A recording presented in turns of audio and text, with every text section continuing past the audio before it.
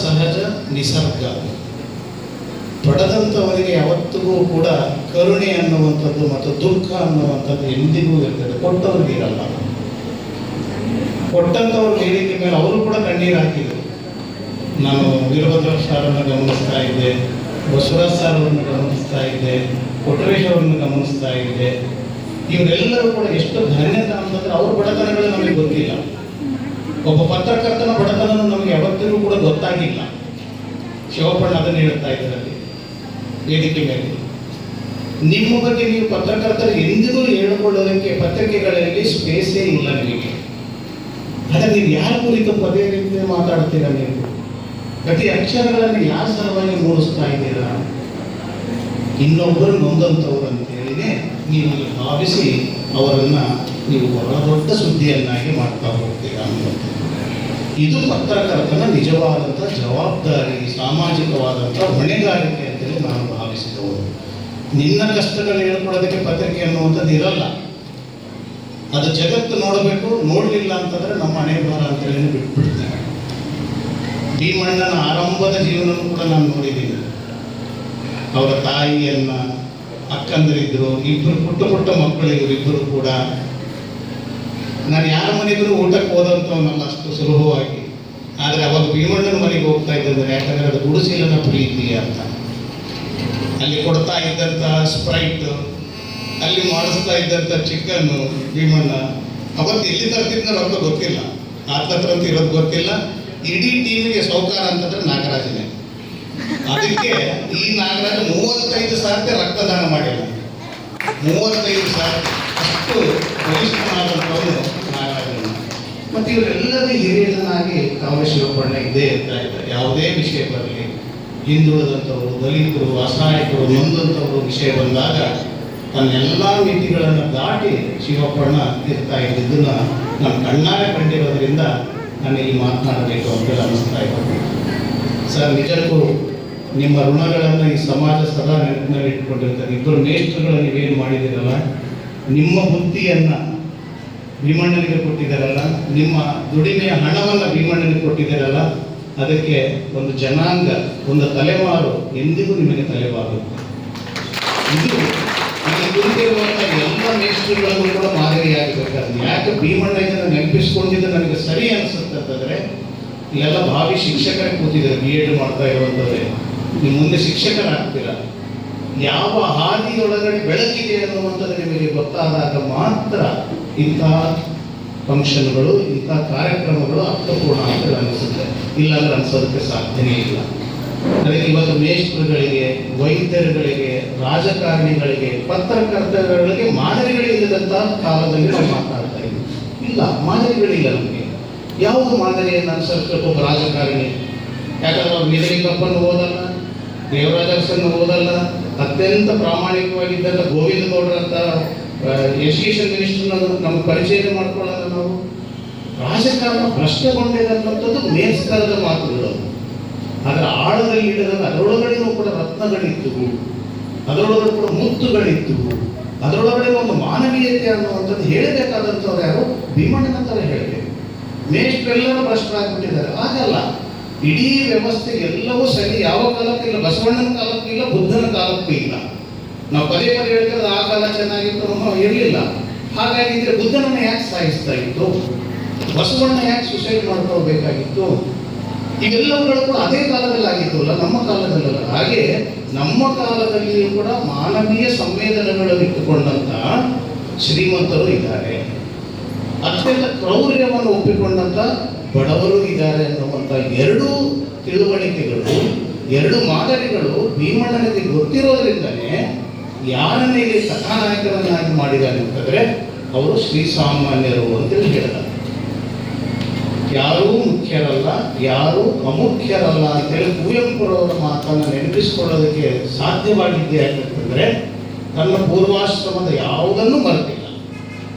ನನಗೊಂದು ಕಲ್ಪನೆ ಇತ್ತು, ಇವತ್ತು ಪುಸ್ತಕ ಬಿಡುಗಡೆ ಇದೆ, ಸ್ವಲ್ಪ ಚೆನ್ನಾಗಿ ಬರ್ತಾನೆ ಭೀಮಣ್ಣ, ಕೋಟ್ ಹಾಕ್ಕೊಂಡು ಮದುಮಗನಿಗೆ ಬರ್ತಾನೇನೋ ಅಂತೇಳಿ ಅಲ್ಲಿ ನೋಡಿದೆ.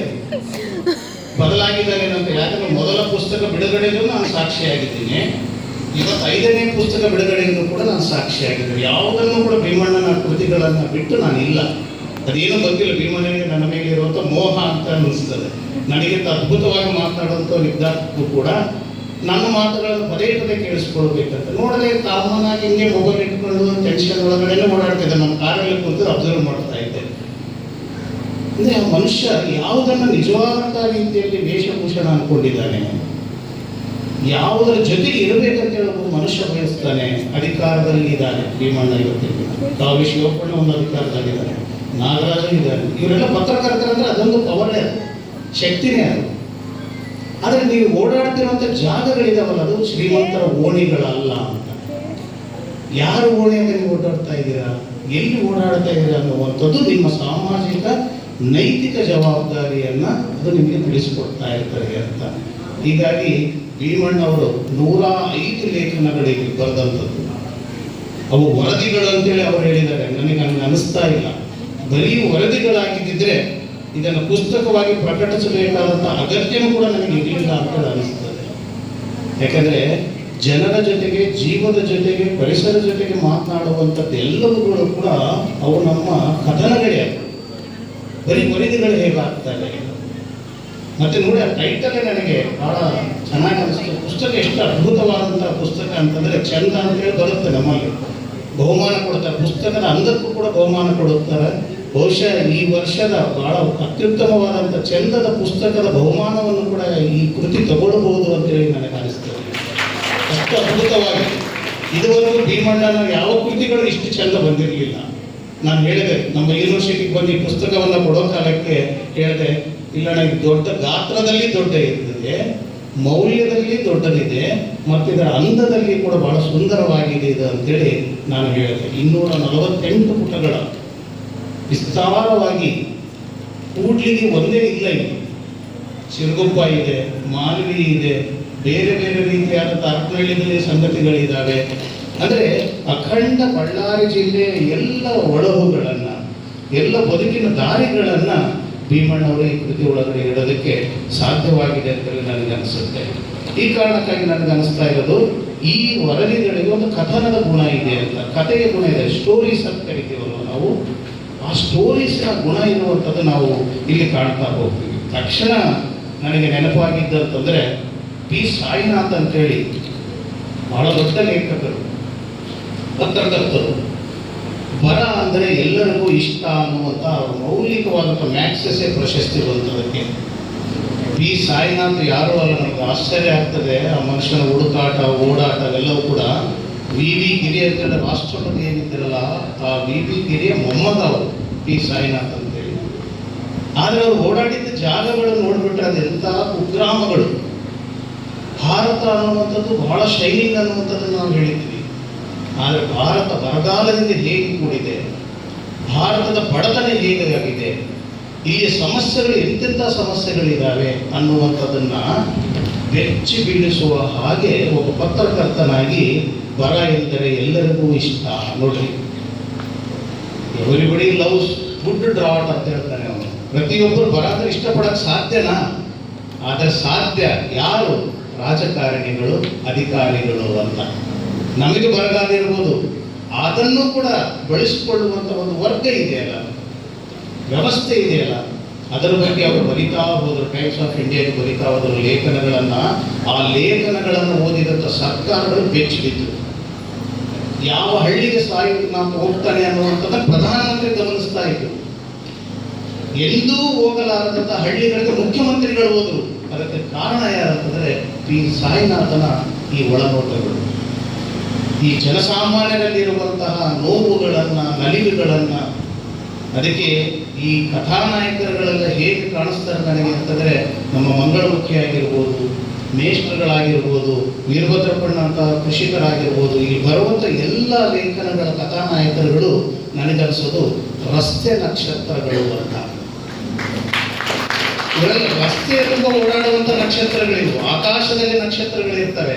ಆದರೆ ಇವರು ಇಲ್ಲಿ ಎಲ್ಲಿ ಓಡಾಡಿದ್ದಾರೆ ಅಂತಂದರೆ, ನಮ್ಮ ಗಲ್ಲಿಗಳಲ್ಲಿ ಓಡಾಡಿದ್ದಾರೆ, ನಮ್ಮ ಹಟ್ಟಿಗಳಲ್ಲಿ ಓಡಾಡಿದ್ದಾರೆ, ನಮ್ಮದೇ ಆದಂತಹ ಹೊಲಗಳಲ್ಲಿ ಓಡಾಡಿದ್ದಾರೆ. ಬಡತನದಲ್ಲಿ, ಕರುಣೆಯಲ್ಲಿ, ನೀರಿನಲ್ಲಿ, ಕಾಡಿನಲ್ಲಿ, ಪಕ್ಷಿಗಳಲ್ಲಿ, ಪ್ರಾಣಿಗಳಲ್ಲಿ ಎಲ್ಲದರ ಕಡೆಯೂ ಕೂಡ ಇವರು ಓಡಾಟ ಇದೆ. ದುರಂತ ಅಂತಂದ್ರೆ ಇವತ್ತಿನ ದಿನ ಆಗ್ತಾ ಇರೋದು ಇವರನ್ನ ಪರಿಚಯಿಸಬೇಕಾದಂಥ ಪತ್ರಿಕೋದ್ಯಮ ಇವತ್ತು ಯಾರನ್ನ ಪರಿಚಯಿಸ್ತಾ ಇದೆ, ಯಾರನ್ನ ಸುದ್ದಿ ಮಾಡ್ತಾ ಇದೆ ಅಂದ್ರೆ ರಾಜಕಾರಣಿಗಳನ್ನು ಮತ್ತು ಅಧಿಕಾರಿಗಳನ್ನು ಸುದ್ದಿ ಮಾಡ್ತಾ ಇದ್ದಾರೆ ಹೊರತು ಜನರ ಸಮಸ್ಯೆಗಳನ್ನು ಅಧಿಕಾರಿಗಳ ಗಮನಕ್ಕೆ, ರಾಜಕಾರಣಿಗಳ ಗಮನಕ್ಕೆ ತರಬೇಕಾದಂಥದ್ದು ಪತ್ರಿಕೋದ್ಯಮದ ಕರ್ತವ್ಯ. ಆದರೆ ಈ ಮಾಡ್ತಿರೋದೇನೆಂದ್ರೆ ರಿವರ್ಸ್. ರಾಜಕಾರಣಿಗಳನ್ನು ನಮಗೆ ಪರಿಚಯಿಸ್ತಾ ಇದ್ದಾರೆ, ಅಧಿಕಾರಿಗಳನ್ನು ನಮಗೆ ಪರಿಚಯಿಸ್ತಾ ಇದ್ದಾರೆ. ಇದು ಪತ್ರಿಕೋದ್ಯಮದ ಉದ್ಯೋಗ ಅಲ್ಲ. ಯಾವುದೋ ಇಂಗ್ಲೆಂಡ್ ತಗೊಂಡು ನಾವೇನ್ ಮಾಡೋದು? ಅಮೆರಿಕದ ಟ್ರಂಪ್ನ ಆ ಬೆಳವಣಿಗೆ ತಗೊಂಡು ನಮ್ಮ ಹಳ್ಳಿಗಳಿಗೆ ಏನ್ ಮಾಡೋದು? ಯಾವುದನ್ನ ದೊಡ್ಡ ಫ್ರಂಟ್ ಲೈನ್ ಆಗಿ ನಾವು ಇವತ್ತಿನ ದಿನ ಬಿಂಬಿಸ್ತಾ ಇದ್ದೀವಿ ಅಂತಂದ್ರೆ ಅಮೆರಿಕನ್ನು, ಇಂಗ್ಲೆಂಡನ್ನು, ಯುರೋಪ್ನಲ್ಲೂ ಬಂಗಾರದ ರೇಟನ್ನು ಇವತ್ತಿಗೂ ವೆಂಕಟೇಶ್ ಹೇಳ್ತಾ ಇದ್ರು. ಅವತ್ತಿನ ದಿನ 2008ರಿಂದ 2013 ಕಾಲಘಟ್ಟದಲ್ಲಿ ಒಂದು ಹೆಣವನ್ನು ಸಂಸ್ಕಾರ ಮಾಡೋದಕ್ಕೆ ಒಂದು ಹೂನಾರ ಹಾಕೋದಕ್ಕೂ ಈ ಪರಿಸ್ಥಿತಿ ಇರಲಿಲ್ಲ. ಭೀಮಣ್ಣ ಹೇಳಿದ್ರು, ದಳವಾಯಿ ಸಾರ್ ಬರೋಕ್ಕಿಂತ ಮುಂಚಿನ ಆತ್ಮಹತ್ಯೆಗಳು ಬಹಳ ನಡೀತಾ ಇದ್ವು ಅಂತೇಳಿ. ನಾನು ಪ್ರತ್ಯಕ್ಷವಾಗಿ 4500 ಹೆಣಗಳಿಗೆ ಹೂನಾರ ಹಾಕಿದಂಥವ್ನು ನಾನು ಈ ಕ್ಷೇತ್ರದಲ್ಲಿ. ಯಾವ ಹಬ್ಬ ಇರಲಿ, ಹರಿದಿನ ಇರಲಿ, ಹುಣ್ಣಿಮೆ ಇರಲಿ, ಅಮಾವಾಸ್ಯೆ ಇರಲಿ, ನನ್ನ ಹೆಂಡತಿಯನ್ನು ಹಾಸ್ಪಿಟಲ್ ಅಡ್ಮಿಟ್ ಮಾಡಿ ಇನ್ನೊಂದು ಶವ ಸಂಸ್ಕಾರಕ್ಕೆ ಹೋದಂಥವನು ನಾನು. ಯಾಕಂದ್ರೆ ಈ ಬಡತನವನ್ನು ಕಣ್ಣಾರೆ ಕಂಡಿದ್ದೆ ನಾನು. ಅಂತ ದೊಡ್ಡ ಅವಕಾಶವನ್ನು ನಾಗೇಂದ್ರಣ್ಣ ನನಗೆ ಕೊಟ್ಟಿದ್ದೆ ನಾನು. ಇದು ಮುಖ್ಯ ಆಗಬೇಕಾಗಿತ್ತು ನಮ್ಮ ಪತ್ರಿಕೆಗಳಿಗೆ ಅಂತ ಹೇಳೋದು ನಾನು. ಯಾವುದಂದ್ರೆ ಈ ಸಾವಿಗೂ ಕೂಡ ಗೌರವ ಇಲ್ಲದ, ಘನತೆ ಇಲ್ಲದೆ ಸಾಯ್ತಾ ಇದ್ದಾರೆ ಈ ಜನ. ಮಣ್ಣಾಗ್ತಾ ಇದೆಯಲ್ಲ, ಅದನ್ನ ಘನತೆಯಿಂದ ಹೋಗ್ಬೇಕಾಯ್ತು. ಬಾಬಾ ಸಾಹೇಬ್ ಹೇಳಿದಂಥದ್ದೇನು ಅದರಲ್ಲಿ ಕೂಡ ನಮಗೆ ಸಿಗ್ತಾ ಇಲ್ಲ ಅಂತ, ಬದುಕಿನಲ್ಲಂತೂ ಸಿಕ್ಕಿಲ್ಲ. ಇದೇ ನಾನು ಇಲ್ಲೇ ಗೊಲ್ಬರಟ್ಟೆಯಲ್ಲಿ ನೋಡಿದೆ, ಒಂದು ಕೋಲಲ್ಲಿ ಹೆಣವನ್ನು ತಗೊಂಡು ಹೋಗ್ತಾ ಇದ್ದಂಥ ದೃಶ್ಯವನ್ನ, ಒಂದು ಕೋಲಲ್ಲಿ ಇಟ್ಕೊಂಡು ಗೋಣಿ ಚೀಲದಲ್ಲಿ ಹಾಕೊಂಡು ಹೋಗ್ತಾ ಇದ್ದಂಥದ್ದನ್ನ. ನನ್ನ ಜೊತೆ ಭೇಟಿ ಕೊಟ್ರಪ್ಪ ಅವರಿದ್ರು, ರೈತ ಹೋರಾಟಗಾರರು, ಹಗರಿಗೊಮ್ಮನವರು ಭೇಟಿ ಕೊಟ್ರಪ್ಪ. ನನಗೆ ಕೇಳಿದ್ರು, ಏನದು ಹಂಗೆ ಹೋಗ್ತಾ ಇದಲ್ಲ ಹೆಣ ಅಂತ ಹೇಳಿದ್ರು. ಇಲ್ಲಣ್ಣ, ಮದುವೆ ಆಗ್ಲಾರ್ದಂಥವ್ರನ್ನ ಒಂಟಿ ಕಟ್ಟಿಗೆ ಮೇಲೆ ತಗೊಂಡು ಹೋಗುವಂಥದ್ದು ಅಂತೇಳಿ ಹೇಳಿದೆ ನಾನು. ಗಾಬರಿ ಆಗಿಬಿಟ್ರು ಭೇಟಿ ಕೊಟ್ರಪ್ಪ ಅವರು. ಯಾಕಂದ್ರೆ ಅವ್ರಿಗೆ ಮದುವೆ ಆಗಿರಲಿಲ್ಲ. ಅದಕ್ಕೆ ಅವ್ರು ಕೇಳೋದು ತಕ್ಷಣ ನನ್ನ ಕೇಳಿದ್ದೇನಂದ್ರೆ, ತಮ್ಮ ನನ್ನನ್ನು ಕೂಡ ಹಿಂಗೆ ತಗೊಂಡು ಹೋಗ್ತಾರೆ ಅಂತಂದ್ರೆ, ಇಲ್ಲಣ್ಣ ಎಲ್ಲ ಕಮ್ಯುನಿಟಿಗಳಲ್ಲಿ ಆ ರೀತಿಯಾಗಿಲ್ಲ. ಮದುವೆ ಮಾಡ್ತಾರೆ, ನಿನಗೆ ಸತ್ತ ನಂತರ ಒಂದು ಗೊಂಬೆ ತಗೊಂಡು ಬರ್ತಾರೆ, ಅದ್ರ ಜೊತೆ ತಾಳಿ ಕಟ್ಟಿಸ್ತಾರೆ, ಆಮೇಲೆ ನೀನು 4 ಮಂದಿ ಹೊತ್ಕೊಂಡು ಹೋಗ್ತಾರೆ, ಬಿಡೋಣ, ಚಿಂತೆ ಮಾಡಬೇಡ ಅಂತ ಹೇಳಿದ್ದೆ ನಾವು ಭೇಟಿ ಕೊಟ್ಟವ್ರಿಗೆ. ಅಂಥ ಕಥನಗಳಿದ್ದಾವೆ. ಭೀಮಣ್ಣ ಗಜಾಪುರು ಯಾರೋ ದೊಡ್ಡ ದೊಡ್ಡ ರಾಜಕಾರಣಿಗಳಲ್ಲ, ಅವರನ್ನ ಎಷ್ಟೇ ಸಮೀಪದಲ್ಲಿ ಒಂದು ಲೇಖನದಲ್ಲಿ ಗೋಪಾಲಕೃಷ್ಣನ್ ಒಪ್ಪಿರ್ತಾರೆ, ಇನ್ನೊಂದು ಲೇಖನದಲ್ಲಿ ಟೀಕೆ ಮಾಡ್ತಾರೆ. ಈ ವಿಮರ್ಶಾ ಗುಣ ಒಬ್ಬ ಪತ್ರಕರ್ತನಿಗೆ ಇರಬೇಕು ಅಂತ. ಒಳ್ಳೆಯ ಅಧಿಕಾರಿಗಳನ್ನ, ಒಳ್ಳೆಯ ರಾಜಕಾರಣಿಗಳನ್ನ, ಒಳ್ಳೆಯ ಸಮುದಾಯಗಳನ್ನ ಎಲ್ಲವನ್ನೂ ಕೂಡ ನಾವು ಸಮಾನವಾದಂಥ ರೀತಿಯಲ್ಲಿ ನೋಡಬೇಕಾಗ್ತದೆ. ಇಲ್ಲಿ ಜಾತಿ ಅನ್ನುವಂಥದ್ದು ದಿನೇ ದಿನೇ ಅದು ಬೇರೆ ಬೇರೆ ರೀತಿಯಿಂದ ಕಲುಷಿತಗೊಳ್ತಾ ಇದೆ. ಯಾವ ಜಾತಿಗೆ ಶುದ್ಧ ಅನ್ನಕ್ಕೆ ಬರಲ್ಲ. ಬ್ರಾಹ್ಮಣರು ಕೆಟ್ಟವರು, ದಲಿತ ಒಳ್ಳೆಯವರು, ಆ ರೀತಿಯ ಕಾಲದಲ್ಲಿ ನಾವು ಬದುಕ್ತಾ ಇಲ್ಲ. ಅದನ್ನು ಬ್ಲ್ಯಾಕ್ ಆ್ಯಂಡ್ ವೈಟ್ ಅನ್ನು ತಗೊಳಕ್ಕೆ ಬರಲ್ಲ. ಇವತ್ತು ಜಾತಿಗಳನ್ನ, ಧರ್ಮಗಳನ್ನ, ನಮ್ಮ ಆಚರಣೆಗಳೆಲ್ಲವೂ ಸರಿ ಇದಾವೆ ಅಂತ ಅನ್ನೋದು ಬರಲ್ಲ. ಈ ವಿವೇಕವನ್ನ ಈ ಕೃತಿ ನಮಗೆ ಬಹಳ ಸ್ಪಷ್ಟವಾದಂಥ ರೀತಿಯಲ್ಲಿ ಹೇಳುತ್ತೆ. ಅಭಿವೃದ್ಧಿ ಅಂತಂದ್ರೆ ಆರ್ಥಿಕ ನೆಲೆದ ಅಲ್ಲ. ನಾವು ಇವತ್ತಿನವರೆಗೆ ಡೆವಲಪ್ಮೆಂಟ್ ಅಂದರೆ ಬಿಲ್ಡಿಂಗ್ಗಳು ಅನ್ಕೊಂಡಿದ್ದೀವಿ, ಬ್ರಿಡ್ಜ್ಗಳು ಅನ್ಕೊಂಡಿದ್ದೀವಿ, ಅಣೆಕಟ್ಟುಗಳು ಅನ್ಕೊಂಡಿದ್ದೀವಿ, ದೊಡ್ಡ ದೊಡ್ಡ ಮಹಲ್ಗಳು ಅಂತ ಹೇಳಿದ್ರೆ ನಾವು ಅಭಿವೃದ್ಧಿ ಅಂತೇಳಿ ಹೇಳಿದ್ದೀವಿ. ಅದು ಆರ್ಥಿಕ ನೆಲೆಯ ಅಭಿವೃದ್ಧಿ ಅದು. ಆದರೆ ಭೀಮಣ್ಣ ಗಜಾಪುರಿಗೆ ಬಹಳ ಸ್ಪಷ್ಟವಾಗಿ ಗೊತ್ತಿರೋದೇನಂತಂದ್ರೆ ಸಾಮಾಜಿಕವಾದಂಥ ಮಾನವ ಅಭಿವೃದ್ಧಿಯೇ ನಿಜವಾದಂಥ ಅಭಿವೃದ್ಧಿನೇ ಹೊರತು ಬಿಲ್ಡಿಂಗ್ಗಳು ಅಲ್ಲ, ರೋಡ್ಗಳು ಅಲ್ಲ, ಬ್ರಿಡ್ಜ್ಗಳು ಅಲ್ಲ. ಆ ಕಾರಣಕ್ಕಾಗಿ ಇಲ್ಲಿ ಚಿಕ್ಕದಾದಂಥ ಸಂಗತಿಗಳು ಕೂಡ ಬಹಳ ದೊಡ್ಡದಾದಂಥದ್ದಾಗುತ್ತೆ. ನೋಡಿ, ಅದೇ ಕಾರಣಕ್ಕಾಗಿ ಇಲ್ಲಿ ಬಡತನ ಬರುತ್ತೆ, ಶಿಕ್ಷಣದ ಸಮಸ್ಯೆಗಳು ಬರ್ತಾವೆ, ಇಲ್ಲಿ ಉದ್ಯೋಗದ ಬಗ್ಗೆ ಬರುತ್ತೆ, ಪರಿಸರದ ಬಗ್ಗೆ ಬರುತ್ತೆ, ಲಿಂಗ ತಾರತಮ್ಯ ಬರುತ್ತೆ, ಮಾನವ ಹಕ್ಕುಗಳ ಬಗ್ಗೆ ಇದು ಯೋಚನೆ ಮಾಡ್ತಾ ಹೋಗುತ್ತೆ. ಈ ಕಾರಣಕ್ಕಾಗಿ ಈ ಕೃತಿಗೆ ಒಂದು ಬೇರೆ ರೀತಿಯ ಆಯಾಮ ಸಿಗುತ್ತೆ. ಪತ್ರಿಕೋದ್ಯಮ ಅನ್ನುವಂಥದ್ದು ಉದ್ಯೋಗ ಆಗಬೇಕಾಗಿತ್ತು, ಉದ್ಯಮ ಆಗಬಾರ್ದಾಗಿತ್ತು. ಪತ್ರಿಕೋದ್ಯಮ ಅನ್ನೋದು ಉದ್ಯೋಗ ಆಗಬೇಕಾಗಿದ್ದನ್ನು ಉದ್ಯಮ ಮಾಡಿಬಿಟ್ಟಿದ್ದೀವಿ ನಾವು ಇವತ್ತಿನ ದಿನ. ಜರ್ನಲಿಸಮ್, ಇಸಮ್ ಅನ್ನುವಂಥ ಪದ ಇದೆ ಅಲ್ಲಿ ನೋಡಿ. ಇಸಮ್ ಅನ್ನುವಂಥ ಕ್ಯಾಪಿಟಲಿಸಮ್, ಕಮ್ಯುನಿಸಮ್, ಸೋಷಿಯಲಿಸಮ್. ಇಸಮ್ ಅಂತಂದ್ರೆ ಅದಕ್ಕೊಂದು ಕನೆಕ್ಟಿವಿಟಿ ಇದೆ ಸೊಸೈಟಿ ಜೊತೆ. ಆದರೆ ಈ ಉದ್ಯಮಕ್ಕೆ ಏನು ಕನೆಕ್ಟಿವಿಟಿ ಇರುತ್ತೆ? ಅದಕ್ಕೆ ಪತ್ರಿಕೋದ್ಯೋಗ ಅನ್ನುವಂಥ ಪದವನ್ನು ಹೆಚ್ಚು ಬಳಸಿದರೆ ಸೂಕ್ತ ಅನ್ನಿಸ್ತದೆ ನಮಗೆ. ಪತ್ರಿಕಾ ಉದ್ಯಮ ಅಂತೇಳಿ ಬಳಸೋದಕ್ಕಿಂತ ಉದ್ಯೋಗ ಅನ್ನುವಂಥದ್ದು ಬಳಸಿದಾಗ ಬಹುಶಃ ಎಲ್ಲ ಲೇಖನಗಳ ನಾಡಿ ಮತ್ತು ಅದು ಹರಿದಾಡಿರೋದು ಎಲ್ಲಿ ಅಂತಂದ್ರೆ ನಾನು ಹೇಳ್ತಾ ಇದ್ದೀನಲ್ಲ, ಪತ್ರಿಕೋದ್ಯಮಿಯಾಗಿ ಅಲ್ಲ ಭೀಮಣ್ಣ ಗಜಾಪುರಿಯಲ್ಲಿ ನೋಡಿರುವಂಥದ್ದು ಮಾನವ ಅಭಿವೃದ್ಧಿಯ ಭಾಗವಾಗಿ ಇಲ್ಲಿಯ ಪ್ರಶ್ನೆಗಳನ್ನು ಮುಂದಿಟ್ಟುಕೊಂಡು ಹೇಳ್ತಾನೆ ಅನ್ನುವಂಥದ್ದು. ರಷ್ಯಾದ ಒಬ್ಬ ಬಹಳ ದೊಡ್ಡ ಕವಿ ಯೌತು ಶೇಲ್ಕೋ ಅನ್ನುವಂತಹ ಸ್ಟಾಲಿನ್ ಕಾಲದಲ್ಲಿದ್ದಂತಹ ಒಬ್ಬ ಲೇಖಕ ಕವಿ ಅವನು. ಆ ಕಾಲದಲ್ಲಿ ಸ್ಟಾಲಿನ್ ಅಂದರೆ ಸರ್ವಾಧಿಕಾರಿ ಅವನು. ಮಾರ್ಕ್ಸ್ನ ಕಾಲ, ಸ್ಟಾಲಿನ್ ಆನಂತರ ಲೆನಿನ್ ನಂತರ ಬಂದಂಥ ಬಹಳ ದೊಡ್ಡ ಕ್ರಾಂತಿಕಾರಕವಾದಂಥ ಒಬ್ಬ ಕಮ್ಯುನಿಸಂ ಲೀಡರ್ ಅವನು. ಆ ಕಾಲದಲ್ಲಿ ಬದುಕಿದಂತಹ ಈ ಕವಿ ಹೇಳುವಂಥದ್ದೇನೆಂದರೆ, ಸತ್ಯ ನುಡಿಯುವ ಜಾಗದಲ್ಲಿ ನಾವು ಮೌನಕ್ಕೆ ಶರಣಾದರೆ ಆ ಮೌನಕ್ಕೆ ಸುಳ್ಳಿನ ಸೋಂಕು ಇರುತ್ತದೆ ಅಂತ ಹೇಳ್ತಾರೆ. ಎಲ್ಲಿ ನಾವು ಸತ್ಯವನ್ನು ಮಾತಾಡಬೇಕಾಗಿದೆಯಲ್ಲ ಅಲ್ಲಿ ನಾವೇನಾದರೂ ಮೌನವಾಗಿದ್ದರೆ ಅದರ ಅರ್ಥ ಏನಂತಂದರೆ ಸುಳ್ಳಿನ ವಾಸನೆ ನಾವು ತಗೊಂಡಿದ್ದೀವಿ ಅಂತ, ಸುಳ್ಳಿನ ಸೋಂಕನ್ನು ನಾವು ಪಡಿಸ್ಕೊಂಡಿದ್ದೀವಿ ಅಂತ. ಇತ್ತೀಚಿನ ದಿನಗಳಲ್ಲಿ ಏನಾಗಿದೆ ಅಂತಂದರೆ, ನಾವು ಯಾವ್ಯಾವ ವಿಚಾರದಲ್ಲಿ ಮೌನವಾಗಿದ್ದೀವಿ ಅನ್ನುವಂಥದ್ದೊಂದು ಪಟ್ಟಿ ಮಾಡ್ಕೊಂಡ್ಬಿಟ್ರೆ ನಾವೆಷ್ಟು ಸುಳ್ಳು ಹೇಳಿವಿ ಅನ್ನುವಂಥದ್ದು ಗೊತ್ತಾಗ್ಬಿಡುತ್ತೆ. ಎಲ್ಲೆಲ್ಲಿ ಮೌನ, ಕಾಲ ಆಗಿದೆಯಪ್ಪ ನಾನೇನು ಮಾಡಲಿ ಅಂತ ಮೌನ ವಹಿಸೋದಿದೆಯಲ್ಲ ಅದು ಸುಳ್ಳೆ ಅಂತ ಅವನ ಪ್ರಕಾರ. ಇಲ್ಲಿ ಮೌನ ಇಲ್ಲ ಅಂತ ನಾನು ಹೇಳ್ತಾ ಇರುವಂಥದ್ದು. ನಿಷ್ಠೂರತೆ ಇದೆ ಈ ಬರಹಗಳಲ್ಲಿ. ಎಂಥ ಕಾಲದಲ್ಲಿದ್ದರೂ ಕೂಡ ನಾವು ಮಾತನಾಡಬೇಕಾದಂಥ ಅಗತ್ಯತೆ ಇದೆ ಅನ್ನುವಂತಹ ಪ್ರಾಥಮಿಕವಾದಂಥ ಒಂದು ತಿಳುವಳಿಕೆಯನ್ನು ಭೀಮಣ್ಣ ಗಜಾಪುರಿಗೆ ಹೊಂದಿರುವಂಥದ್ದು. ಈ ಕಾರಣಕ್ಕಾಗಿ ಆತನ ಬರಹಗಳಿಗೆ ಒಂದು ವಿಶ್ವಾಸಾರ್ಹತೆ ಇದೆ. ಯಾವುದೇ ಬರಹವನ್ನು ಓದೋ ಕಾಲಕ್ಕೆ ನಾವು ಆ ವಿಶ್ವಾಸಾರ್ಹತೆಯನ್ನು ಬಯಸ್ತೀವಿ. ನಾವು ಆ ಮನುಷ್ಯನ ಬದುಕಿನ ಎಲ್ಲವುಗಳನ್ನು ಕೂಡ ಗಮನಿಸಿ ಅದನ್ನು ತಗೊಳ್ತೀವಿ ನಾವು. ಇವತ್ತು ಯಾಕೆ ರಾಜಕಾರಣಿಗಳನ್ನು ನಾವು ಅನುಸರಿಸ್ತಾ ಇಲ್ಲ, ಧರ್ಮಾಧಿಕಾರಿಗಳನ್ನು ನಾವು ಯಾಕೆ ಅನುಸರಿಸ್ತಾ ಇಲ್ಲ ಅಂತಂದರೆ ಅದರ ಜೊತೆ ಅವರು ಇರ್ತಾ ಇರೋದು ನಾವಿರ್ತಾರೆ ಬೇರೆ ಬೇರೆ ರೀತಿಯಿಂದ ಇದೆ ಅಂತ. ಇಲ್ಲಿ ಆ ಬರಹಗಳಲ್ಲೆಲ್ಲ ಕೂಡ ಯಾಕಂದರೆ ಎಷ್ಟೋ ಸರ್ತಿ ಟೂ ವೀಲರಲ್ಲಿ ನಾಗರಾಜರು ಭೀಮಣ್ಣ ನಾನು ಓಡಾಡಿದ್ದೀನಿ. ನಮಗಿನ್ನೂ ಅನ್ವೇಷಣೆ ಗಾಡಿ ಕೊಟ್ಟಿರಲಿಲ್ಲ ನಾಗೇಂದ್ರನ. ಅವಾಗ ಟೂ ವೀಲರಾಗಿ ನಾನು ಅಡ್ಡಾಡ್ತಿದ್ದೆ ಹಳ್ಳಿಗಳಲ್ಲಿ. ಆಮೇಲೆ ನಾನು ಓಡಾಟ ನೋಡ್ಲಾರ್ದೇ ಎರಡು ಕಾರುಗಳ ಬದಲಾಯಿಸ್ಬೇಕಾಯ್ತು. 5 ಲಕ್ಷ ಕಿಲೋಮೀಟರ್ ನಾನು ಕೂಡ್ಲಿಗೆಲ್ಲ ಅಡ್ಡಾಡಿರೋದು. 5 ಲಕ್ಷ ಕಿಲೋಮೀಟರ್ ಯಾವ ಹಳ್ಳಿನೂ ಹೊರತಾದಂಥ ಬೆಳೆದಿಲ್ಲ ನನಗೆ. ಎಷ್ಟು ಸಾಧ್ಯ ನಾನು ವಿಸಿಟ್ ಮಾಡಿದ್ದೀನಿ ಗೊತ್ತಿಲ್ಲ. ಇವರು ಕೂಡ ಪತ್ರಕರ್ತರನ್ನ ನನ್ನ ಗಾಡಿಯಲ್ಲಿ ಹಾಕೊಂಡು ಹೋಗ್ತಾ ಇದ್ರು, ಬನ್ನಿ ನೋಡಿ ಅಂತ. ನಾನು ಹಸಿವನ್ನು ನೋಡಿದ್ದಾರೆ, ನಾನು ಮುಂದಿನ ದಿನ ನೋಡಿದ್ದಾರೆ. ಅವರು ಹಸಿವಿನಿಂದ ಇದ್ದಂಥ ಕಾಲವನ್ನು ನಾನು ನೋಡಿದ್ದೀನಿ. ಅಪೋಸಿಷನ್ ಲೀಡರ್ ಅವಾಗ ನಮ್ಮ ಕಾವಲಿ ಶಿವಣ್ಣ. ಆದರೂ ಎಂದಿಗೂ ಕೂಡ ನನ್ನ ವಿಷಯ ಬಂದಾಗ, ಶಾಸಕರ ವಿಷಯ ಬಂದಾಗ ಅವ್ರು ತಕರಾರು ಇಲ್ಲ, ಒಳ್ಳೆ ಕೆಲಸ ಮಾಡ್ತಾ ಇದ್ರು ಸರ್, ನೀವು ಮಾಡಿ.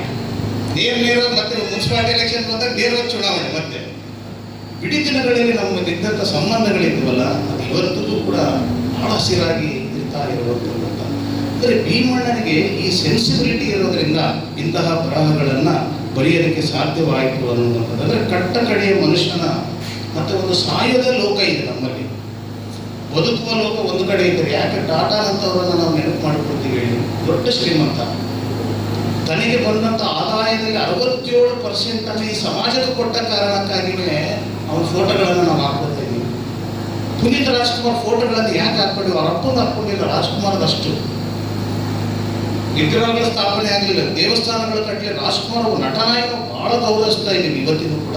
ಆದರೆ ಸಾಮಾಜಿಕ ವ್ಯಕ್ತಿಯಾಗಿ ನಾವು ಕೊಟ್ಟಂಥ ಸ್ಪೇಸ್ ಯಾರಿಗಿದೆ ಅಂತಂದರೆ ಅದು ಪುನೀತ್ ರಾಜ್ಕುಮಾರಿಗೆ ಬಂತು, ರತನ್ ಟಾಟನ್ ಅಂತವ್ರಿಗೆ ಬಂತು. ಯಾಕೆ ಬಂತಂದ್ರೆ 67% ತನ್ನ ಆದಾಯವನ್ನು ಈ ಸಮಾಜಕ್ಕೆ ಕೊಟ್ಟಂಥದ್ದಿತ್ತು. ಕೋವಿಡಲ್ಲಿ ಸತ್ತರೆ ತಮ್ಮ ಎಂಪ್ಲಾಯೀಸು, ಕಂಪನಿಯಲ್ಲಿ ಸತ್ತಂತಹ ಎಂಪ್ಲಾಯೀಸ್ಗೆ ಇವತ್ತಿನವರೆಗೂ ಸಂಬಳ ಹೋಗ್ತಾ ಇದೆ ಟಾಟಾ ಕಂಪನಿಯಲ್ಲಿ. ಇವತ್ತಿನವರೆಗೂ ಎಷ್ಟು ಸರ್ವಿಸ್ ಇದೆ. ಅದು 30 ವರ್ಷಕ್ಕೆ ಅವ್ರು ತೀರ್ಕೊಂಡು ಹೋಗಿದ್ರೆ ಅವ್ರು 60 ವರ್ಷ ರಿಟೈರ್ಮೆಂಟ್ ಅಂದರೆ 60 ವರ್ಷದವರೆಗೂ ಸಂಬಳ ಕೊಡ್ತಾ ಇದೆ ಟಾಟಾ ಕಂಪನಿ. ಯಾಕೆ ಅಂತ ಕಂಪನಿಯ ಪ್ರಾಡಕ್ಟ್ಸ್ಗಳನ್ನು ನಾವು ತಗೋಬೇಕು, ಯಾವ ಕಂಪನಿಯ ಜೊತೆ ನಾವು ಇರಬೇಕು ಅನ್ನುವಂಥ ಸೆನ್ಸಿಬಿಲಿಟಿ ಕೂಡ ನಮ್ಗೆ ಇರಬೇಕು. ಅಷ್ಟು ಮಾಡ್ತಾ ಇದ್ದಾರೆ. ಅವ್ರ ಮನೆಗೆ ಒಂದು ಉದ್ಯೋಗ ಕೊಟ್ಟಿದ್ದಾರೆ, ಮತ್ತು ಜೊತೆಗೆ ಅವ್ರಿಗೆ ಇವತ್ತಿಗೂ ಕೂಡ ಅಲ್ಲಿ ಹೋಗ್ತಾ ಇದೆ. ಮತ್ತೆ ಒಂದು ಸಣ್ಣ ಕಾಸು ಹೋಟೆಲ್ ಇದೆಯಲ್ಲ ಬಾಂಬೆ ಒಳಗಡೆ, ಬಹಳ ದೊಡ್ಡ ಪ್ರತಿಷ್ಠಿತ ಹೋಟೆಲ್, ನಮ್ಮಂತರದಲ್ಲಿ ಪ್ರವೇಶ ಇಲ್ಲ, ಅದರಲ್ಲಿ ನಾಯಿಗಳಿಗೆ ಪ್ರವೇಶವನ್ನು ಮಾಡಿಕೊಟ್ಟಂಥದ್ದು ಟಾಟಾ. ಯಾಕಂದ್ರೆ ಅವ್ರ ಜೊತೆ ಇದ್ದಂಥ ಒಬ್ಬ ಹುಡುಗ ಇದ್ದ, ಬಹಳ ಗೆಳೆಯ. ನಾಯ್ಡು ಅಂತ ನೀವು ಓದಿರ್ತೀರ ಆ ಸಂದರ್ಭದಲ್ಲಿ ಈ ಲೇಖನಗಳನ್ನೆಲ್ಲರೂ ಕೂಡ. ಅವನು ಈ ಆಕ್ಸಿಡೆಂಟ್ಗಳಲ್ಲಿ ಹೈವೇಗಳಲ್ಲೆಲ್ಲ ನಾಯಿಗಳು ಸತ್ತೋಗ್ಬಿಡ್ತಾವಲ್ಲ, ಇದ್ರ ಬಗ್ಗೆ ಅವನು ಯೋಚನೆ ಮಾಡ್ತಾನೆ. ಅಯ್ಯೋ, ಅನಾಥವಾದಂಥ ರೀತಿಯಲ್ಲಿ ಹೀಗೆ ನಾಯಿಗಳು ಸಾಯ್ತಾ ಇದ್ದಾವೆ, ಇದಕ್ಕೆ ಏನಾದರೂ ರೆಮಿಡಿ ಮಾಡಬೇಕು ನಾನು ಅನ್ನುವಂಥದ್ದು ಅವ್ನು ನಾಯ್ಡು ಯೋಚನೆ ಮಾಡ್ತಾನೆ. ಹೇಳ್ತಾರೆ, ನೀನು ಅದೇ ಕಂಪನಿಯಲ್ಲಿ ಇದೆಯಲ್ಲ, ಒಂದು ಸರ್ತಿ ಟಾಟಾನ ಭೇಟಿಯಾಗಿ 2 ವರ್ಷದವರೆಗೂ ಭೇಟಿಯಾಗಕ್ಕೆ ಸಾಧ್ಯ ಆಗಲ್ಲ. ಆದರೆ ಒಂದು ಸರ್ತಿ ಅವ್ರ ಮೇಲನ್ನು ನೋಡ್ತಾನೆ ಟಾಟಾ, ಕಲಿಸ್ತಾನೆ. ಅಯ್ಯೋ, ಎಂಥ ಮಾನವೀಯವಾದಂಥದ್ದಲ್ಲ ಇದು. ಪ್ರಾಣಿಗಳ ಬಗ್ಗೆ ಯೋಚನೆ ಮಾಡಿ, ಇಲ್ಲಿ ಕಿಲಾರಿಗಳ ಬಗ್ಗೆ ಯೋಚನೆ ಮಾಡಿದ್ದಾರೆ. ದನಗಳಂತ ನಾವು ಬಿಟ್ಟಿಲ್ಲ, ಪಕ್ಷಿಗಳು, ಎಲ್ಲೋ ಮಂಗೋಲಿಯದಿಂದ ಬರುವಂಥ ಪಕ್ಷಿಗಳು ಇಲ್ಲಿ ಹೇಗೆ ವಾಸ ಮಾಡ್ತವೆ, ಈಗ ಸಂತಾನೋತ್ಪತ್ತಿ ಹೇಗೆ ಮಾಡ್ತದೆ ಅನ್ನುವಂಥದ್ದು ಯೋಚನೆಯನ್ನು ಭೀಮಣ್ಣ ನನಗೆ ಇವೆಲ್ಲವೂ ನೆನಪಾಗ್ತಾ ಇದೆ ಈ ಲೇಖನವನ್ನು ಓದ್ದಾಗ. ಕರೆಸ್ತಾನೆ, ನಿಮ್ಮ ಐಡಿಯಾ ಏನಿದೆ ಅಂತ ಕೇಳ್ತಾನೆ ನಾಯ್ಡುನ ಟಾಟಾ. ಇಲ್ಲ ಸರ್, ಅದನ್ನು ಹೇಗಾದರೂ ಮಾಡಿ, ಯಾಕಂದರೆ ಯಾರೂ ಕೂಡ ಅವ್ನು ಸಾಯಿಸ್ಬೇಕಂತೇಳಿ ವಾಹನಗಳನ್ನು ಹೈವೇಯಲ್ಲಿ ಚಲಿಸ್ತಾ ಇರೋದಿಲ್ಲ, ಅದಕ್ಕೆ ನಾನು ಒಂದು ಬೆಲ್ಟ್ ಹಾಕ್ಬೇಕಂತೇಳಿ ಅನ್ಕೊಂಡಿದ್ದೀನಿ. ಅವ್ರ ಇದ್ರದ್ದು ನಮಗೆ ರೇಡಿಯಮ್ದು ಬರುತ್ತಲ್ಲ ಬೆಲ್ಟು, ಅಂಥ ರೇಡಿಯಂ ಬೆಲ್ಟ್ಗಳನ್ನು ನಾಯಿಗೆ ಹಾಕಿ, ಬೀದಿ ನಾಯಿಗಳಿಗೆ ಹಾಕಿ ನಾವು ಬಿಟ್ಬಿಟ್ರೆ ಯಾರಾದರೂ ಕೂಡ ಅಲ್ಲಿ ನಾಯಿ ಹೋಗ್ತಾ ಇದೆ ಅಂತ ನಿಲ್ಲಿಸ್ಬಿಡ್ತಾರೆ. ಆ ಸಾವುಗಳನ್ನು ನಾವು ತಪ್ಪಿಸ್ಬೋದು ಅಂತ ಹೇಳ್ತಾನೆ ನಾಯಿಗಳು. ಇದನ್ನು ಟಾಟಾ ಎಷ್ಟು ಸೀರಿಯಸ್ ಆಗಿ ತಗೊಳ್ತಾರೆ ಅಂತಂದರೆ, ಅದೊಂದು ದೊಡ್ಡ ಪ್ರಾಜೆಕ್ಟ್ ಆಗಿ ಹೈವೇಗಳಲ್ಲಿ ಬೀದಿ ನಾಯಿಗಳಿಗೆಲ್ಲ ರೇಡಿಯಂ ಬೆಲ್ಟನ್ನು ಹಾಕಿ ನಾವು ಬಿಟ್ಬಿಡೋಣ ಅಂತೇಳಿ ಅವತ್ತಿನಿಂದ ಅತ್ಯಂತ ಆಪ್ತ ಗೆಳೆಯ.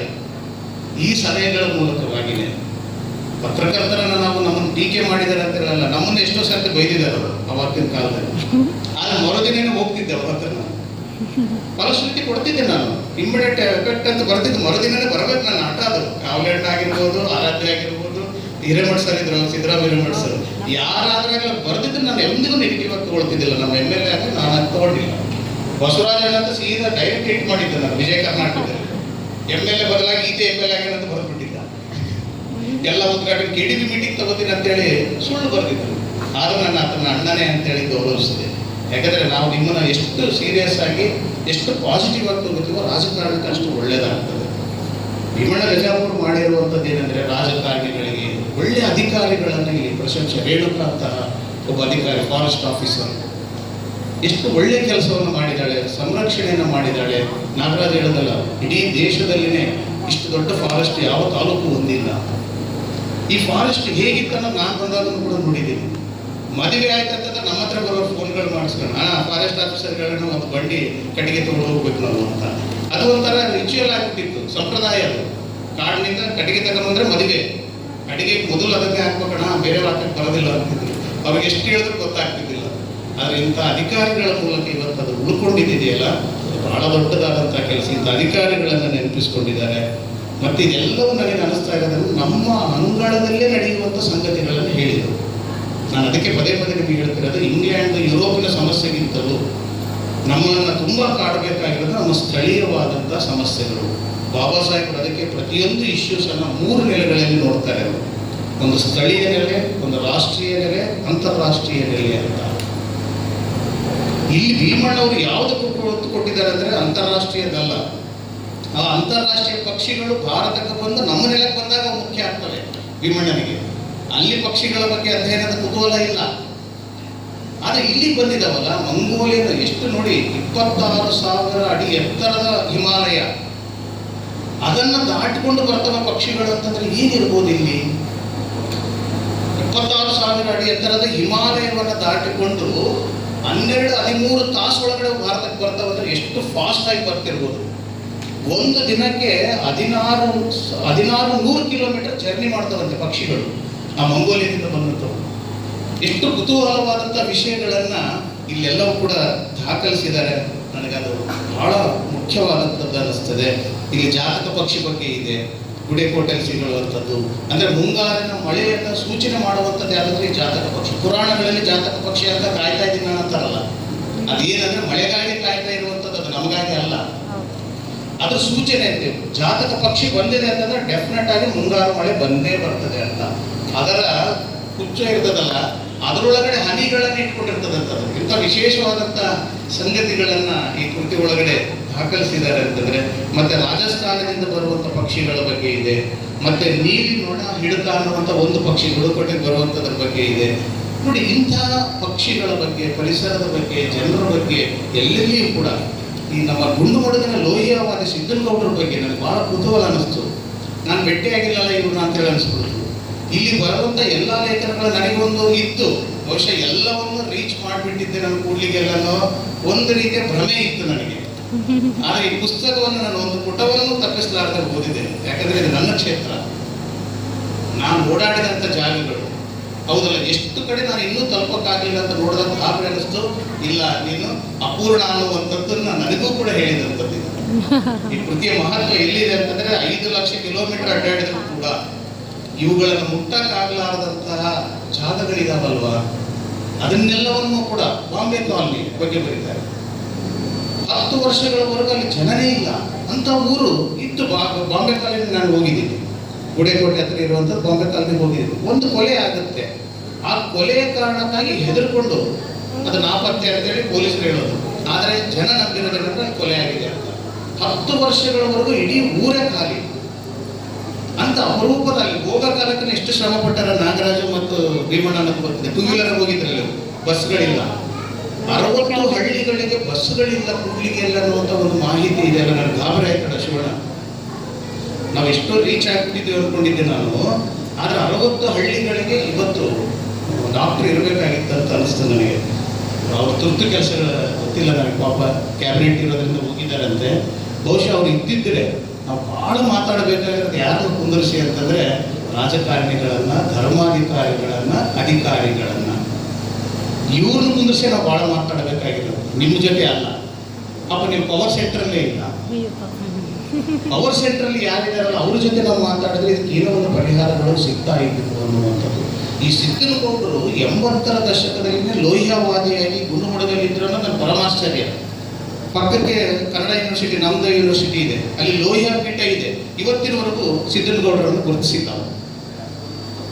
ಹೌದು, ಜಾರ್ಜ್ ಫರ್ನಾಂಡಿಸ್ ಅಂತವರು ಇವರು ಗೆಳೆತನ ಇದ್ದು ಲೋಹಿಯಾವಾದಿಗಳಾಗಿ ಮತ್ತೆ ಎಂತ ದೊಡ್ಡ ಕೆಲಸವನ್ನು ಮಾಡಿದ್ದಾರೆ ಅಂದ್ರೆ ಸಮಭಾವ ಅನ್ನೋದು ಪತ್ರಿಕೆಯನ್ನು ತಂದಿದ್ದಾರೆ 80ರ ದಶಕದಲ್ಲಿ. 5 ವರ್ಷ ನಡೆಸಿದ್ದಾರೆ ಅದನ್ನ. ಅಲ್ಲಿ ಇಶ್ಯೂಸ್ ಕೂಡ ಎಂತವು ಅಂತಂದ್ರೆ ಮಹಿಳಾ ಶಿಕ್ಷಣ ಕೊಡ್ತಾ ಇದ್ದಿದ್ದವರು, ಮತ್ತೆ ಆನಂತರ ಮದ್ಯಪಾನ ನಿಷೇಧ ಚಳವಳಿ, ಮತ್ತೆ ಭ್ರಷ್ಟಾಚಾರ ನಿರ್ಮೂಲನೆ ಮಾಡೋದು ಹೇಗೆ ಅಂತೇಳಿ ವರ್ಕ್ಶಾಪ್ ಮಾಡಿರೋರು ಸಿದ್ದನಗೌಡರು.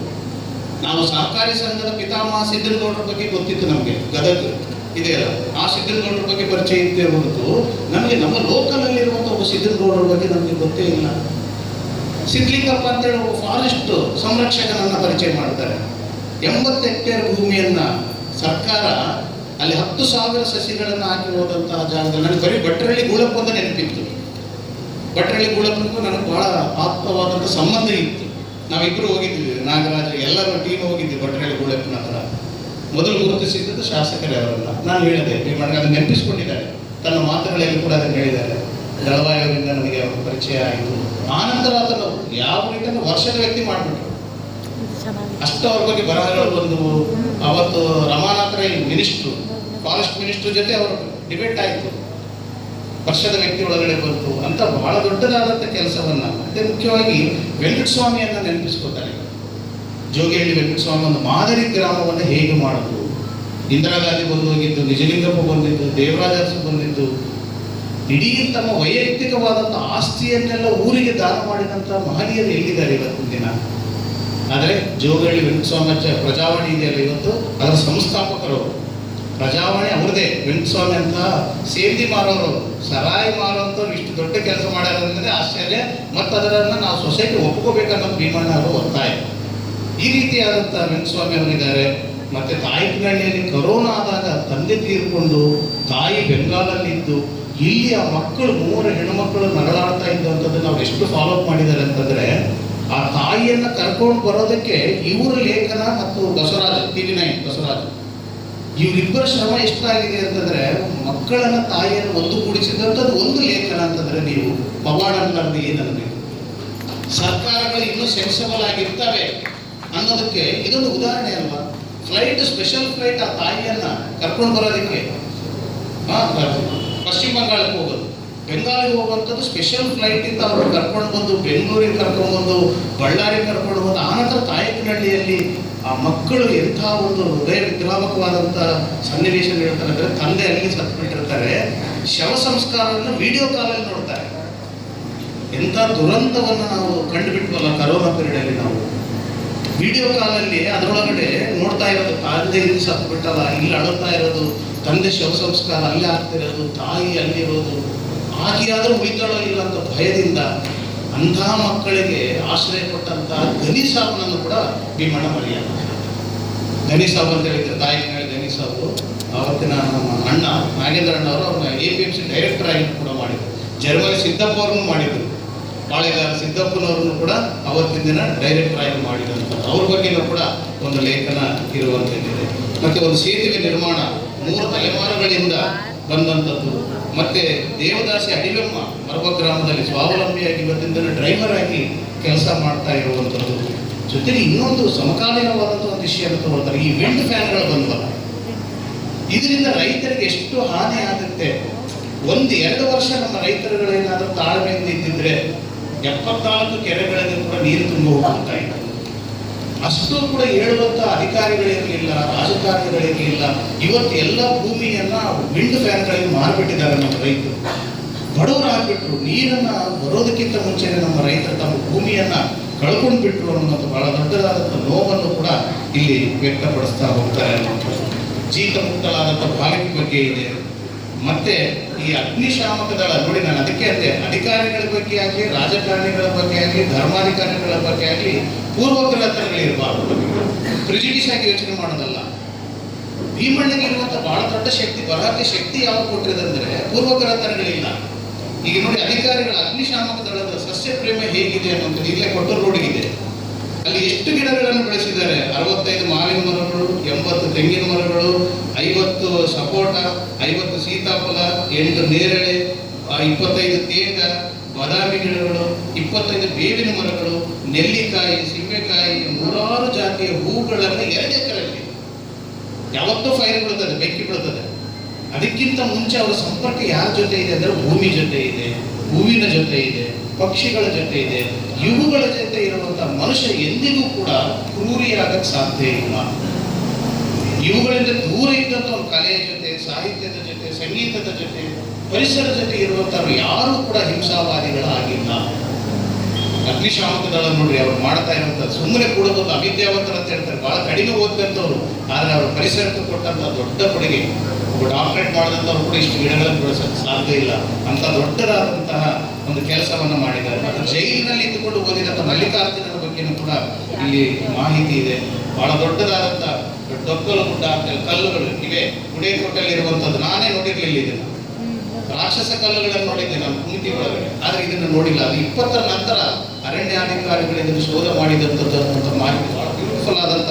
ನೀವು ಪುನೀತ್ ರಾಜ್ಕುಮಾರ್ ಕೂಡ ಇಲ್ಲಿ ಬಂದಿದ್ದವರು ಉಲ್ಲೇಖ ಮಾಡ್ತಾರೆ. ಇದನ್ನ ಗಂಧದ ಗುಡಿ ಸಿನಿಮಾ ಇದೆಯಲ್ಲ, ಅದಕ್ಕೆ ಇದನ್ನು ಬಳಸಿಕೊಂಡಂತ ಕೂಡ ಪುನೀತ್ ರಾಜ್ಕುಮಾರ್ನ ಅವ್ರು ನೆನಪಿಸಿಕೊಳ್ತಾರೆ ಅನ್ನುವಂಥದ್ದು. ಇಂಥ ಅಪರೂಪವಾದಂತಹ. ಮತ್ತೆ ಇನ್ನೊಂದು ನನಗೆ ಹೇಳಿ ನನ್ನ ಮಾತುಗಳನ್ನು ಮುಗಿಸ್ತೇನೆ. ಎಂದೂ ಬರ್ತದ ಚೆನ್ನಜ್ಜನ ಬಾವಿ ಅಂತೇಳಿ ಹೇಳ್ತಾರೆ. ಕರಡಿಹಳ್ಳಿ ಮತ್ತು ಭೀಮ್ ಸಮುದ್ರದ ಒಳಗಡೆ ಅರಣ್ಯದೊಳಗೆ 3 ಕಿಲೋಮೀಟರ್ ಒಳಗಡೆ ದನಗಾಯಿಗಳು, ದನಗಾಯಕ್ಕೆ ಹೋದಂಥವ್ರು ಅದನ್ನು ಪ್ರಾರಂಭದಲ್ಲಿ ಹೇಳುವಂಥದ್ದು ಹೇಳಿದ್ರೆ ಯಾವ ರಾಜನು ಕಟ್ಟಿಸಿದಂಥ ಬಾವಿ ಅಲ್ಲ ಅಂತ ಶುರು ಮಾಡೋದು ಅದು ಲೇಖನ. ನಾವೆಲ್ಲರೂ ಕೂಡ ರಾಣಿಯರು, ರಾಜರು ಬಾವಿಗಳನ್ನು ಕಟ್ಟಿಸ್ತಾರೆ ಅಂತೇಳಿ ಇಲ್ಲ. ನಾವು ಚಾರಿತ್ರಿಕವಾಗಿ ನೋಡಿದ್ರೆ ಸೂಳೆ ಬಾವಿಗಳು ಬಹಳ ಇದೆ ಕರ್ನಾಟಕದ ಸಂಸ್ಕೃತಿ ಒಳಗಡೆ. ನಮ್ಗೆ ಗೊತ್ತಿಲ್ಲ. ಸೂಳೆ ನಗರಗಳಿದ್ದಾವೆ, ಸೂಳೆ ದೇವಾಲಯಗಳಿದ್ದಾವೆ, ಸೂಳೆ ಬಾವಿ ಅಂತೇಳಿ ಊರಿದೆ. ಇವೆಲ್ಲವೂ ಸಾಮಾಜೀಕರಣ ಮಾಡ್ತಾ ಇದ್ರು. ಅವತ್ತಿನ ದಿನ ಪ್ರತಿಯೊಬ್ಬರಿಗೂ ಸಮಾಜದ ಬಗ್ಗೆ ಒಂದು ಕನ್ಸರ್ನ್ ಇತ್ತು, ಒಂದು ಕಾಳಜಿ ಇತ್ತು. ಇಲ್ಲಿ ನೋಡಿ, ಇಬ್ರು ದನ ಕಾಯಕ್ಕೆ ಬರ್ತಾರೆ. ಕರಿಯಜ್ಜ ಅಂತೇಳಿ ಒಬ್ರು ಬರ್ತಾರೆ, ಚೆನ್ನಜ್ಜ ಅಂತೇಳಿ ಒಬ್ರು ಬರ್ತಾರೆ. ಹುಲ್ಲು ಮೇವು ಎಲ್ಲ ಇದೆ, ನೀರಿಲ್ಲ ದನಗಳಿಗೆ. ಅವಾಗ ಏನು ಮಾಡ್ತಾರೆ ಇವ್ರಿಬ್ಬರು ಕೂಡ ಒಂದು ಯೋಚನೆ ಮಾಡ್ತಾರೆ. ಅಲ್ಲಪ್ಪ, ಅವರು ಒಂದು ಕಡೆಯಿಂದ ಬರ್ತಾರೆ ಕರಡಿಹಳ್ಳಿಯಿಂದ, ಇನ್ನೊಬ್ರು ಭೀಮ್ ಸಮುದ್ರದಿಂದ. ಒಂದೇ ಊರವ್ರು ಅಲ್ಲ ಇವರು, ಆದ್ರೆ ಮೇಯಿಸ್ತಿದ್ದು ಒಂದೇ ಕಡೆ. ಕೊನೆಗೆ ಯೋಚನೆ ಮಾಡಿದ್ರೆ ನಮ್ಮ ದನಕರುಗಳಿಗೆ ನೀರಿಲ್ಲ, ಏನು ಮಾಡಬೇಕಂತ ಪ್ರತಿದಿನ 10 ಅಡಿ ಉದ್ದ, 10 ಅಡಿ ಅಗಲ, ಅಂದ್ರೆ ಆಳ, ಪ್ರತಿದಿನ 1 ತಿಂಗಳಲ್ಲಿನ ಒಂದು ಬಾವಿಯನ್ನು ನಿರ್ಮಾಣ ಮಾಡಿಬಿಡ್ತಾರೆ ಇವರು. ಎಂಥ ಭಗೀರಥ ಇವರು. ಯಾವ ಶಕ್ತಿ ಇತ್ತು ನಮ್ಮ ದನಗಾಯಿಗಳಿಗೆ. ಯಾರು ರಿಯಲ್ ಹೀರೋಗಳು ಯಾರು? ನಾನು ಅದಕ್ಕೆ ಪ್ರಾರಂಭದಲ್ಲಿ ಹೇಳಿದ ರಸ್ತೆ ನಕ್ಷತ್ರಗಳಿಲ್ಲ ಅಂತ ಮಾಡಿ ಇವತ್ತಿಗೂ ಕೂಡ 1 ಶತಮಾನ ಆಗಿದೆ ಆ ಬಾವಿಯಾಗಿ. ಬರ್ತಿಲ್ಲ. ಎಂಥ ಬರಗಾಲ ಬಂದರೂ ಕೂಡ ಆ ಬಾವಿ ನಮಗೆ ಗೊತ್ತಿಲ್ಲ ಅನ್ನುವಂಥ ಅಂಶವನ್ನು ಹೇಳೋದಿದೆಯಲ್ಲ, ಇದು ಬಹಳ ಮುಖ್ಯವಾದದ್ದು. ಮತ್ತೆ ಇತ್ತೀಚೆಗೆ ಬಂದಂಥ ಕೆಲವು ಯಂಗ್ಸ್ಟರ್ಸ್ನ ಶ್ರಮವನ್ನು ಕೂಡ ಗುರುತಿಸ್ತಾರೆ. ಇಬ್ಬರು ಎಸಿಗಳಾಗಿರೋದು, ಬಹಳ ಅತ್ಯುನ್ನತವಾದಂಥ ಪದವಿಗಳನ್ನು ಪಡೆದಿರೋ ನಮ್ಮ ಮುಲಿಮನೆ ತಿಮ್ಮಣ್ಣ, ಉಜ್ಜಿನಿ ತಿಮ್ಮಣ್ಣ ಅಸಿಸ್ಟೆಂಟ್ ಕಮಿಷನರ್ ಆಗಿ ಹೇಗಾದರೂ ಪ್ರೈಮರಿ ಸ್ಕೂಲ್ ಮೇಸ್ಟ್ರು ಯಾವ ರೀತಿಯಲ್ಲಿ ಅವ್ರ ಬಗ್ಗೆ ಒಂದು ಪುಸ್ತಕ ಬರೆದು, ಸೋಲದಿದ್ದರೆ ನಾನು ಗೆಲ್ಲುತ್ತಿರಲಿಲ್ಲ ಅಂತ, ನಾ ಸೋಲದಿದ್ದರೆ ಗೆಲ್ಲುತ್ತಿರಲಿಲ್ಲ ಅಂತ ಭೀಮಣ್ಣನೇ ಬರೆದವರು ಆತ್ಮಕಥೆ, ನಿರೂಪಣೆಯನ್ನು ಮಾಡಿದಂಥದ್ದು ಭೀಮಣ್ಣ. ಇಂಥ ಆಧುನಿಕಕ್ಕೆ ಸಂಬಂಧಪಟ್ಟಂಥ ನಮ್ಮ ಸಾಂಪ್ರದಾಯಿಕಕ್ಕೆ ಸಂಬಂಧಪಟ್ಟಂಥ ಕಿಲಾರಿಗಳ ಬಗ್ಗೆ ಹೇಳ್ತಾರೆ ಅವರು. ಆ ಕಿಲಾರಿಗಳು ಎಷ್ಟು ಜೀವಪರವಾದಂಥದ್ದಂದರೆ ಅಲ್ಲಿರುವಂಥ ಹಾಲನ್ನು ಮಾರಲ್ಲ, ಹೆಂಡಿಯನ್ನು ಮಾರಲ್ಲ, ತಮಗೆ ಬೇಕಾದಷ್ಟು ಹಾಲನ್ನು ತಗೊಂಡು ಇನ್ನು ಉಳಿದಿದ್ದು ಕರುಗಳಿಗೆ ಬಿಡ್ತಾರೆ ಅವರು. ನೋಡಿ ಎಷ್ಟು ದೊಡ್ಡದಾದಂಥದ್ದು. ಸೂಲ್ದಳ್ಳಿದ ಒಬ್ಬರದು ಹೇಳ್ತಾರೆ, 3 ತಲೆಮಾರುಗಳಿಂದ ತಳಿಗಳನ್ನು ಹೇಗೆ ಕಾಪಾಡಿಕೊಂಡು ಬಂದಿದ್ದಾರೆ ಅವರು ಅನ್ನುವಂಥ ಅಂಶಗಳನ್ನು, ಈ ರೀತಿಯಾದಂಥ ಸಣ್ಣ ಸಂಗತಿ ಅಂತೇಳಿ ನಾವು ಯಾವುದನ್ನು ಭಾವಿಸಿದೆವೋ, ಅಂದರೆ ಈ ಸಮಾಜ ಭಾವಿಸಿದೆಯೋ, ವ್ಯವಸ್ಥೆ ಭಾವಿಸಿದೆಯೋ, ಆದರೆ ಭೀಮಣ್ಣ ಗಜಾಪುರ ಮಾಲಿಗಳು ಸಣ್ಣ ಸಂಗತಿಗಳಲ್ಲ, ಅವು ನಕ್ಷತ್ರಗಳೇ. ಆ ನಕ್ಷತ್ರಗಳಲ್ಲಿ ಈ ಸೊಸೈಟಿಗೆ ಕೊಡಲೇಬೇಕು ಅನ್ನುವಂಥ ಬಹಳ ಅದಮ್ಯವಾದಂತಹ ಒಂದು ಕಾಳಜಿ ಏನಿದೆಯಲ್ಲ, ಅದು ಭೀಮಣ್ಣನನ್ನ ಮತ್ತು ಅದರ ಬದ್ಧತೆಯನ್ನ ಈ ಕೃತಿ ನಮ್ಮ ಮುಂದೆ ತೆರೆದಿಡ್ತಾ ಇದೆ ಅಂತ ಅನಿಸ್ತದೆ. ಇಷ್ಟು ಮಾತನಾಡೋದಕ್ಕೆ ಅವಕಾಶ ಮತ್ತು ಸಾಹೇಬರಂತೂ ಬಹಳ ಪೇಷನ್ಸ್ ಇಂದ ಕೂತಿದ್ದಾರೆ. ನನಗದು ಅವ್ರ ಬಗ್ಗೆ ಶಿವಣ್ಣಗಂತೆ ಹಣ ಹೋಗ್ತಾರೆ ನೋಡೋರು, ಒತ್ತಡಗಳಿರ್ತವೆ ಅಂತೇಳಿ. ನಾವು ಮೇಷ್ಟ್ರುಗಳಿಷ್ಟೇ ಮೈಕ್ ಕೊಡಬಾರ್ದಾಗಿತ್ತು, ಕೊಟ್ಬಿಟ್ಟಿದ್ವಿ. ನಾವು ಇನ್ನೂ ಮಾತಾಡೋದು ಆದರೂ ಎಲ್ಲೋ ಒಂದು ಕಡೆ ಅದಕ್ಕೆ ಮಿತಿಯನ್ನು ಹಾಕೊಳ್ತಾ ಇದ್ದೀನಿ. ಇದಕ್ಕೆ ಅವಕಾಶ ಮಾಡಿಕೊಟ್ಟಂತ ತಮ್ಮೆಲ್ಲರಿಗೂ ವಂದಿಸಿ ನನ್ನ ಮಾತುಗಳನ್ನು ಮುಗಿಸ್ತೇನೆ. ನಮಸ್ಕಾರ.